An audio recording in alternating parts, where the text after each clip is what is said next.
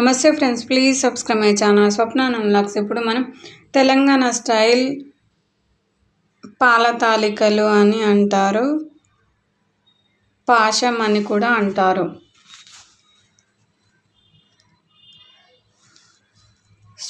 Stove on చేసుకొని ఒక గిన్నెలోకి సగం కప్పు నీళ్ళని తీసుకొని ఆ గిన్నెలో వేసుకోవాలి. పోసుకున్న తర్వాత నీళ్ళు మరిగిన తర్వాత సగం కప్పు బెల్లాన్ని కూడా వేసుకోవాలి. నీళ్ళను ఏ కప్పుతో తీసుకున్నానో బెల్లం కూడా అదే కప్పు తీసుకున్నాను. తర్వాత మొత్తం కరిగే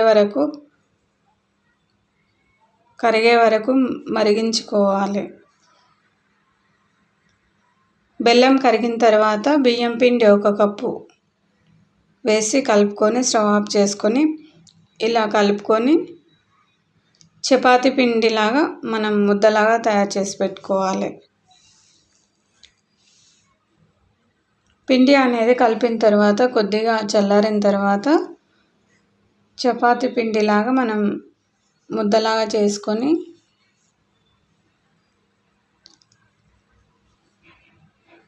ఇలా ముద్దలాగా చేసుకోవాలి. చపాతీ పిండిలాగా ఇలా ముద్దగా చేసుకున్న బెల్లం బియ్యం పిండి ముద్దలు మనం తాలికలు చేసుకోవాలి. ఒక గిన్నెలోకి పొడిపిండి బియ్యం పిండిని ఇలా వేసి పక్కన పెట్టుకోవాలి. తర్వాత బియ్యం పిండి బెల్లాన్ని కరిగించిన ముద్దను కొద్దిగా తీసి పక్కన పెట్టుకోవాలి. ఎందుకంటే చిన్న చిన్న రౌండ్ లాగా ఉండ్రాల్లాగా చేసుకోవడానికి కొద్దిగా పక్కన పెట్టాను. మరి పెద్దగా ఉన్న భాగం ఇలా మురుకులు గుట్టంలో జంతికల గుట్టంలో వేసుకొని పిండిని ఇలా సన్నని జాలి ఉన్న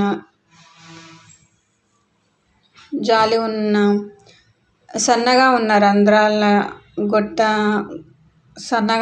రంధ్రాల్లో ఉన్న బిళ్ళను మురుకుల గుట్టంలో వేసుకొని ఇలా పొడిపిండి దానిలో వేసుకొని ఆ ముద్దను మనం దాంట్లో పెట్టి మురుకుల గొట్టంలో పెట్టి జంతికల్లాగా మనం ఒత్తి మనకు ఏ షేప్లో ఏ సైజులో కావాలో, అంటే సైజు అనేది పెద్దగా చిన్నగా మీకు ఎంత కావాలి అంటే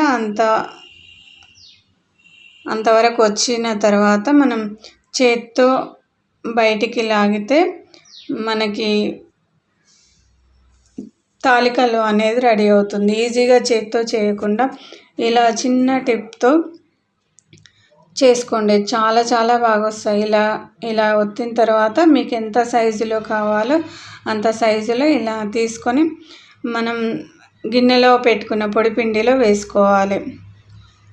మనం వేసుకునేటప్పుడు తాలికలు వేసుకున్నప్పుడల్లా బియ్యం పిండిని పొడిపిండిని పైన చల్లుతూ తాలికలను చేసుకోవాలి. ఇలాగా చాలా సన్నగా మనం చేతితో ఇంత సన్నగా చేయలేము, చాలా బాగా వస్తాయి. ఒక్కసారి ఈ టిప్ అనేది ట్రై చేసి మీరు కూడా మళ్ళీ ఎప్పుడైనా చేసినప్పుడు ఈ టిప్ని ట్రై చేసి చూడండి, చాలా చాలా బాగా వస్తాయి.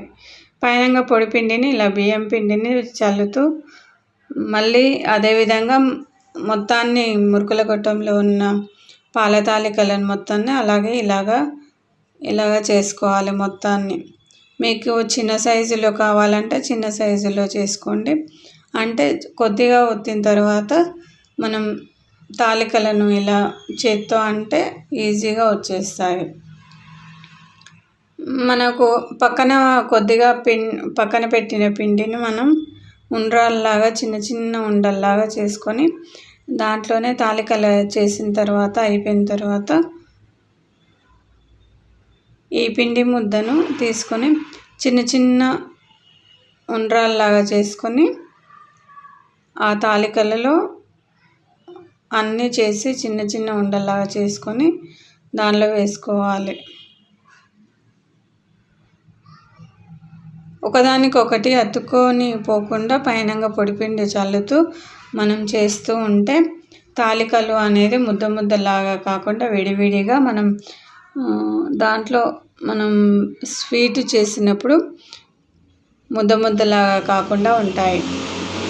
ఇలా చిన్న చిన్న ఉండల్లాగా చేసిన తర్వాత అన్నీ ఉండలను ఉండ్రాల్లాగా చేసుకొని అన్నీ ఇదే విధంగా సమానంగా అన్ని సైజులు ఒకటే సమానంగా చేసుకొని చిన్న చిన్న ఉండ్రాల్లాగా చేసుకొని దాంట్లో వేసుకోవాలి. మీరు కావాలంటే పెద్ద సైజులో కానీ చిన్న సైజులో కానీ మీకు ఎలా ఎప్పుడు చేసే విధంగా ఇలా చేసుకొని పైనంగా పొడి పిండి చల్లుతూ మనం ఉండ్రాలను పాల తాలికలను ఇలా చేస్తే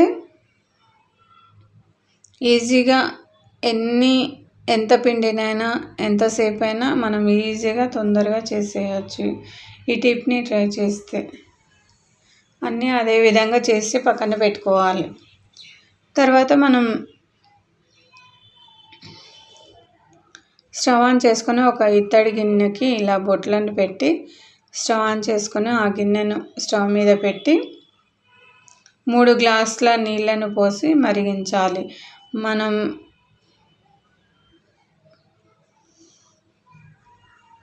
మనం బియ్యం పిండి బెల్లాన్ని అన్ని నీళ్ళను అన్నీ ఒకటే గ్లాసు సమానంగా ఒకటే గ్లాస్ తీసుకొని పోస్తున్నాను. 3 గ్లాసుల నీళ్ళను తీసుకొని ఆ గిన్నెలో పోసి నీళ్ళను మరిగించాలి. నీళ్ళు బాగా మరిగే వరకు బాగా వేడెక్కనివ్వాలి. నీళ్ళు వేడెక్కే వరకు మనం బియ్యం పిండిని కలుపుకుందాము. 1 గ్లాస్ బియ్యం పిండిని ఒక గిన్నెలో ఇలా పోసుకొని లూజ్గా 3 గ్లాసులు నీళ్ళు పోసి ఇలా మరీ గట్టిగా కాదు, మరీ లూజ్గా కాదు, మీడియంగా ఉండేటట్టు చూసుకొని నీళ్ళని పోసుకొని పక్కన పెట్టుకోవాలి. తర్వాత మనం స్టవ్ మీద పెట్టిన నీళ్ళు అనేది వేడెక్కిన తర్వాత మరిగిన తర్వాత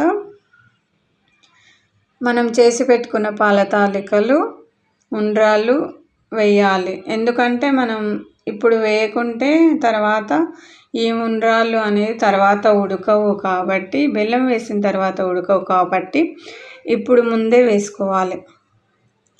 ఇలా వేసుకొని ఉండ్రాళ్ళు పాల తాలికలు వేసుకొని కలుపుకొని మూత పెట్టి ఉడికించాలి. నీళ్ళు అనేది పైకి పొంగేటప్పుడు స్టవ్ని చిన్నగా పెట్టి ఉండ్రాళ్ళు అనేది ఉడికింది అని తెలుసుకోవాలంటే ఉండ్రాళ్ళని ఇలా మధ్యలో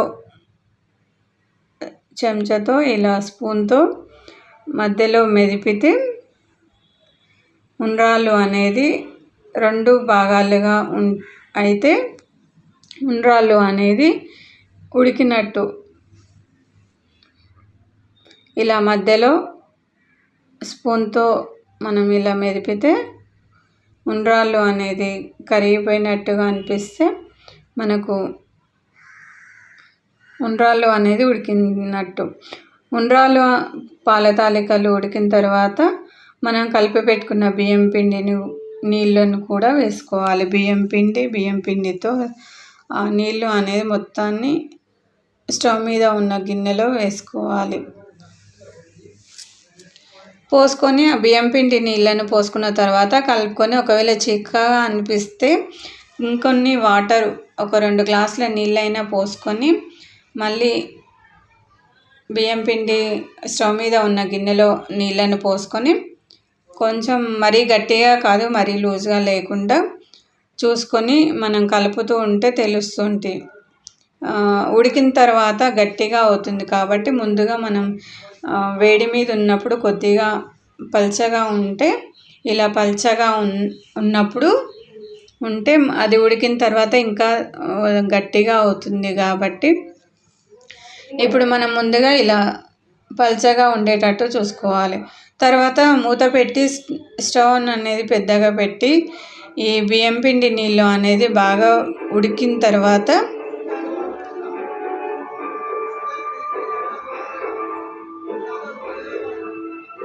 బాగా ఉడికే వరకు ఉడికించాలి. ఇలాగా ఉడికిన తర్వాత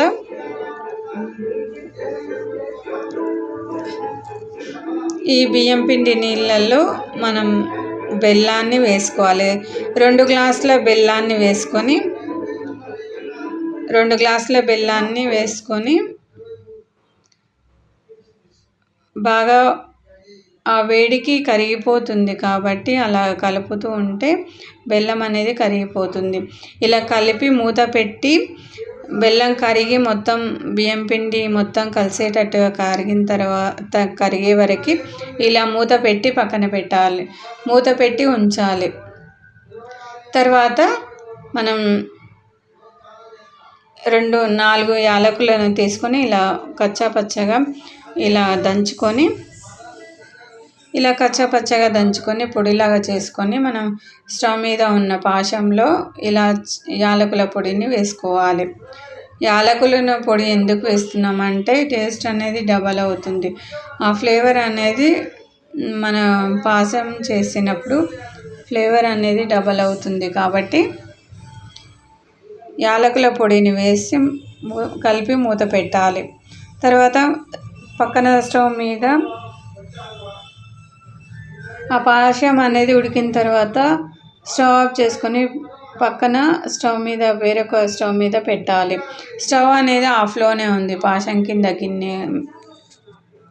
తర్వాత వేరొక స్టవ్ మీద ఒక చిన్న ప్యాన్ పెట్టుకొని ఆవు నెయ్యిని 10 రూపాయల నెయ్యి ఆవు నెయ్యి ప్యాకెట్ను వేసుకొని వేడెక్కనివ్వాలి. మనం పాశంలో ఒక గ్లాసు పాలను పోసి ఇలా కలుపుకుంటే పాలు వేడి చేసి చల్లార్చిన పాలు కాబట్టి మనం మళ్ళీ వేడి చేయాల్సిన అవసరం లేదు. ఇలా కలుపుకొని మనం స్టవ్ మీద ఉన్న గిన్నెలో నెయ్యి కరిగిన తర్వాత డ్రై ఫ్రూట్స్ని కిస్మిస్, బాదం, కాజు, కిస్మిస్ మీకు నచ్చిన డ్రై ఫ్రూట్స్ని ఏవైనా వేసుకోవచ్చు. ఇలా వేసుకొని బాగా నల్లగా కొంచెం కలర్ రెడ్గా బ్రౌన్ కలర్గా వచ్చిన తర్వాత స్టవ్ ఆఫ్ చేసుకొని పాశంలో వేస్తే తెలంగాణ స్టైల్ పాశం అనేది రెడీ అయింది. పాల తాలికలు అని కూడా అంటారు. చాలా చాలా టేస్టీగా ఉంటుంది. ఒక్కసారి నేను చేసిన విధంగా ట్రై చేసి కామెంట్ చేసి చెప్పండి. Thanks for watching. Like and share. మీ ఫ్రెండ్స్కి రిలేటివ్స్కి షేర్ చేయండి. మా వీడియోస్ అనేది నచ్చుతున్నాయని అనుకుంటున్నాను. Please like and